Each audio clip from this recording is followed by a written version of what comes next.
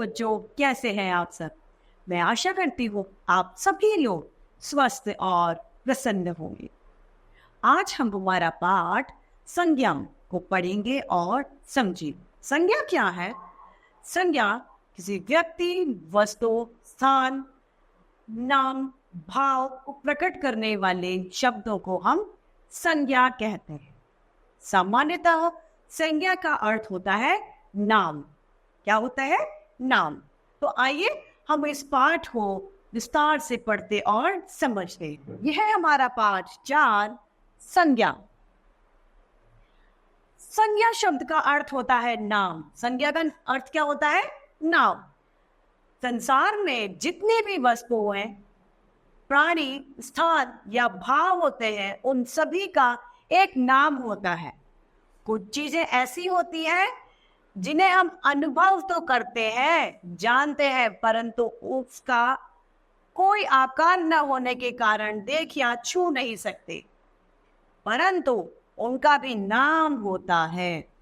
या किसी का स्वभाव हो सकता है, मन का भाव या विचार भी हो सकता है। जैसे एग्जाम्पल, उदाहरण है क्रोध, प्रेम, सुंदरता या उदासी।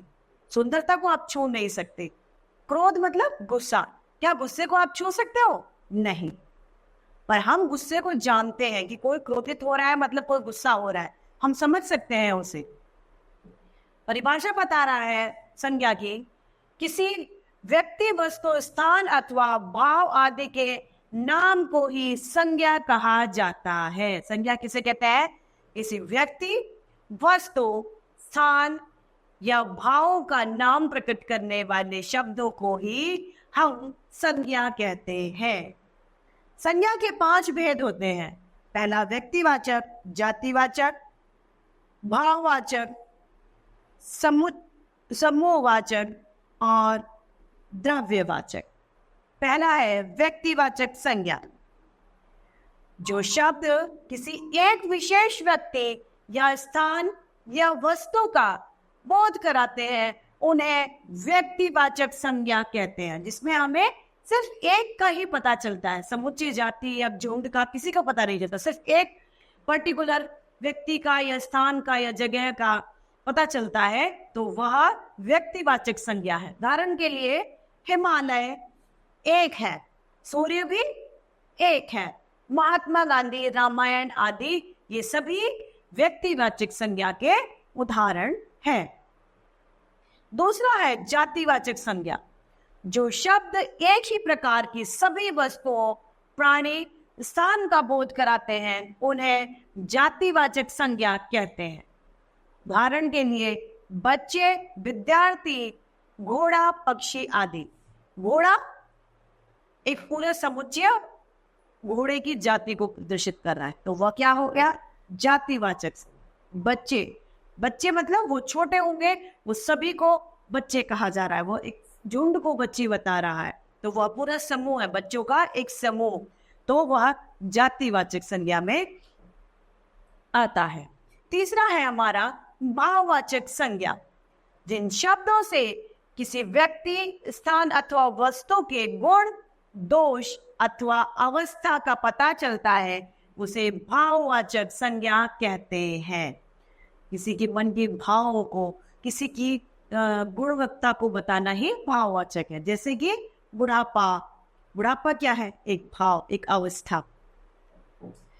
सुंदरता, साहस, मिठास, ये सब क्या है? या एक भाव है ना? तो इसी तरीके से इन सभी को हम लोगों ने भाववाचक संज्ञा में लिया है। चौथा है समूहवाचक संज्ञा। जैसा इसके नाम से पता चलता है, वे संज्ञा शब्द जिनसे किसी वस्तु या व्यक्ति के समूह या समुदाय का बोध होता है, वे समूहवाचक संज्ञा कहलाते हैं। भीड़, सभा,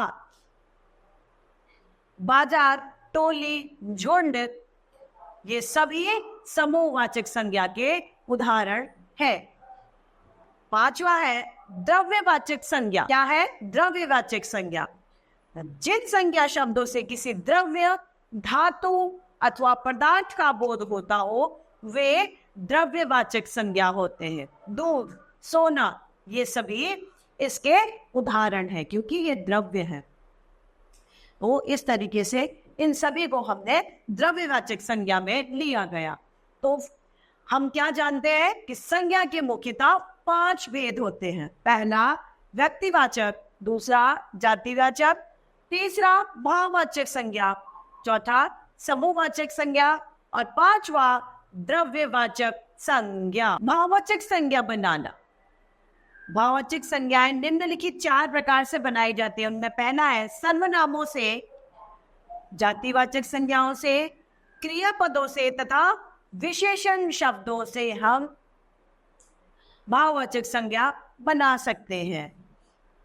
अब उसमें पहला है सर्वनाम से। सर्वनाम से भाववाचक संज्ञा कैसे बनाई जाएगी? सर्वनाम है मम, तो ममत्व या ममता, माँ की ममता। अब पराया, तो परायापन।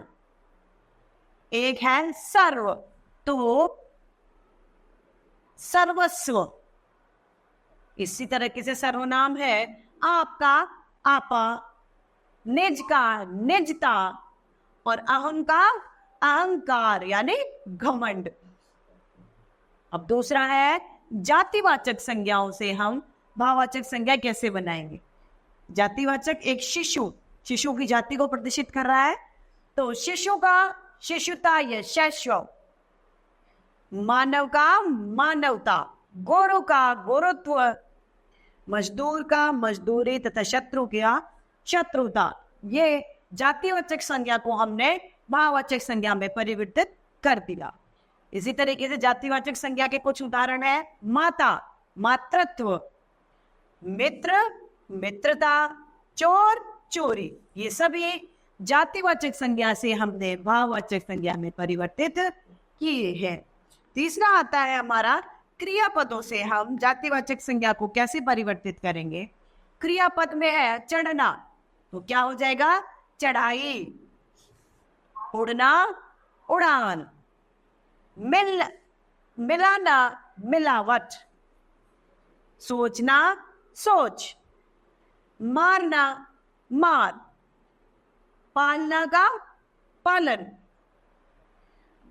अब है विशेषण शब्दों से। विशेषण शब्दों से हम किस तरीके से भाववाचक संज्ञा में बदलेंगे। इसमें पहला उदाहरण है सरल, वो सरलता, सुंदर, सुंदरता, मूर्ख, मूर्खता, उदार, उदारता, तेज का तेजी। इस तरीके से हम विशेषण शब्दों से भाववाचक संज्ञा में इन शब्दों को बदलते हैं। आगे भी इसी तरीके की हमने विशेषण शब्दों को दिया गया है। चतुर, चतुराई, कुमार, कौमार्य, मोटा, मोटापा, हरा, हरियाली, धीर, धीरा, धीरता, कोमल, कोमलता और हिंसा, हिंसा। ये सभी इसी के उदाहरण हैं।